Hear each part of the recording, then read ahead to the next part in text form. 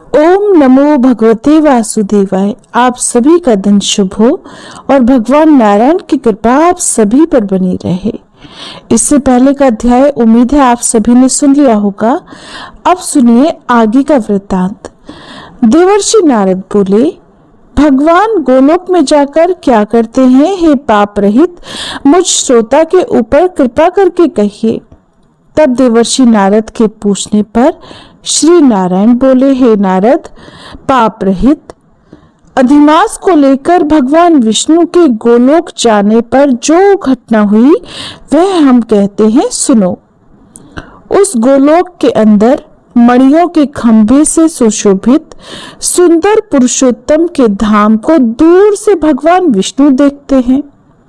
उस धाम के तेज से बंद हुए नेत्र वाले श्री विष्णु धीरे धीरे नेत्र खोलकर और अधिमास को अपने पीछे कर धीरे धीरे धाम की ओर जाते हैं।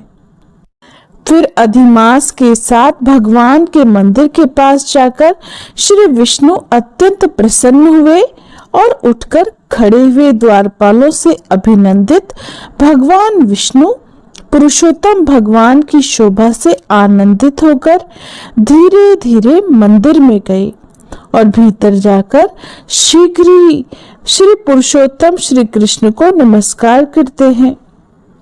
गोपियों के मंडल के बीचों बीच में रत्नमय सिंहासन पर बैठे हुए श्री कृष्ण को नमस्कार कर पास में खड़े होकर श्री विष्णु बोले, गुणों से अतीत गोविंद अद्वितीय अविनाशी सूक्ष्म विकार रहित विग्रहवान गोपों के वेश के विधायक छोटी अवस्था वाले शांत स्वरूप गोपियों के पति बड़े सुंदर नूतन मेघ के समान श्याम करोड़ों कामदेव के समान सुंदर वृंदावन के अंदर रास मंडल में बैठने वाले पीत रंग के पीतांबर से शोभित सौम्य भौहों के चढ़ाने पर मस्तक में 3 रेखा पड़ने से सुंदर आकृति वाले रास लीला के स्वामी, रास लीला में रहने वाले, रास लीला करने में सदा उत्सुक 2 भुजा वाले मुरलीधर पीत वस्त्रधारी, हे अच्युत, ऐसे भगवान की मैं वंदना करता हूँ। इस प्रकार स्तुति करके भगवान श्री कृष्ण को नमस्कार कर पार्षदों द्वारा सत्कृत श्री विष्णु रत्न सिंहासन पर श्री कृष्ण की आज्ञा से विराजमान हो गए। श्री नारायण देवर्षि नारद से बोले, हे नारद, यह श्री विष्णु का किया हुआ स्तोत्र प्रातःकाल उठकर जो पढ़ता है उसके सभी पाप नष्ट हो जाते हैं और अनिष्ट स्वप्न भी अच्छे फल को देते हैं और पुत्र पौत्र आदि को बढ़ाने वाली भक्ति श्री गोविंद में होती है। अकीर्ति का नाश होकर सत्कीर्ति की वृद्धि होती है। नारद, अब भगवान विष्णु विराजमान हो गए और श्री कृष्ण के आगे कांपते हुए अधिमास को श्री कृष्ण के चरण कमलों में नमन कराते हैं। तब श्री कृष्ण ने श्री विष्णु से पूछा कि ये कौन है, कहां से यह आया है, क्यों रो रहा है? इस गोलोक में तो कोई भी दुख भागी होता ही नहीं। इस गोलोक में रहने वाले तो सर्वदा आनंद में मगन रहते हैं।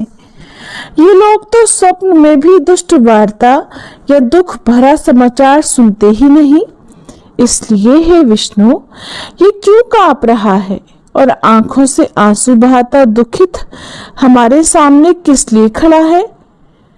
श्री नारायण बोले, हे देवर्षि, नवीन मेघ के समान श्याम सुंदर गोलोक के नाथ का वचन सुन सिंहासन से उठकर महाविष्णु अधिमास की संपूर्ण दुख गाथा कहते हुए बोले।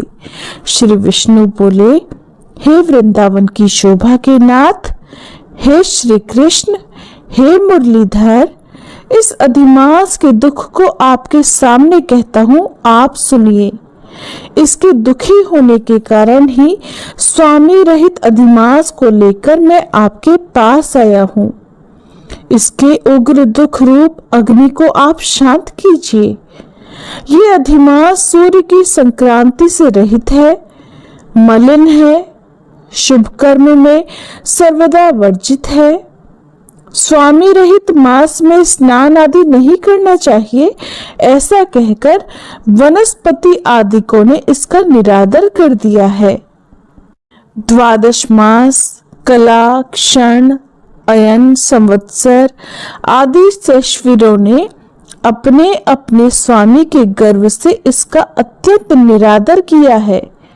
इसी दुख की अग्नि से जला हुआ ये मरने के लिए तैयार हुआ, तब अन्य दयालु व्यक्तियों द्वारा प्रेरित होकर हे ऋषिकेश, शरण चाहने की इच्छा से ये हमारे पास आया और कांपते कांपते, घड़ी घड़ी रोते रोते अपना दुख इसने कह दिया।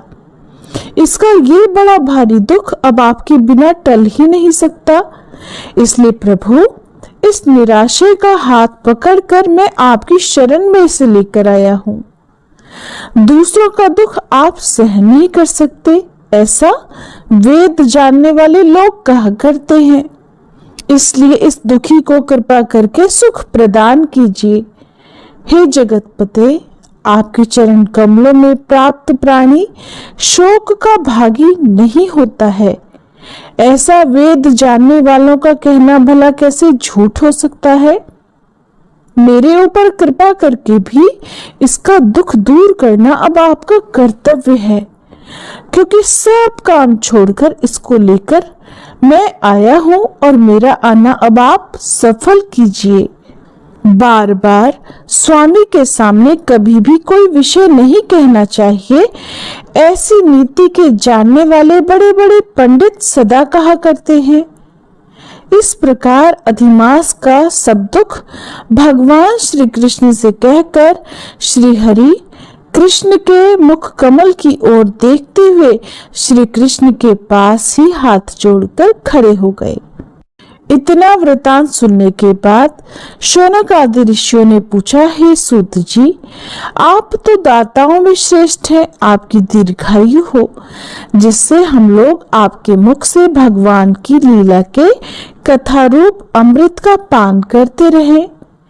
हे सूत जी, गोलोकवासी भगवान श्री कृष्ण ने श्री विष्णु के प्रति फिर क्या कहा और क्या किया, ये सब लोकोपकारक श्री विष्णु और श्री कृष्ण का संवाद अब आप हम लोगों से भी कहिए। परम भगवत भक्त नारद जी ने नारायण से फिर क्या पूछा, हे सूत जी, इसको आप इस समय हम लोगों से कहिए। नारद जी के प्रति कहा हुआ भगवान का वचन तपस्वियों के लिए परम औषधि है। तब श्री सूत जी महाराज ने शौनक आदि ऋषियों को जो कुछ भी बताया उसका वृतांत आप सभी अगले अध्याय में जरूर सुनिएगा। उम्मीद है आज आपने हमारे चैनल पर शिव महापुराण की कथा भी सुनी।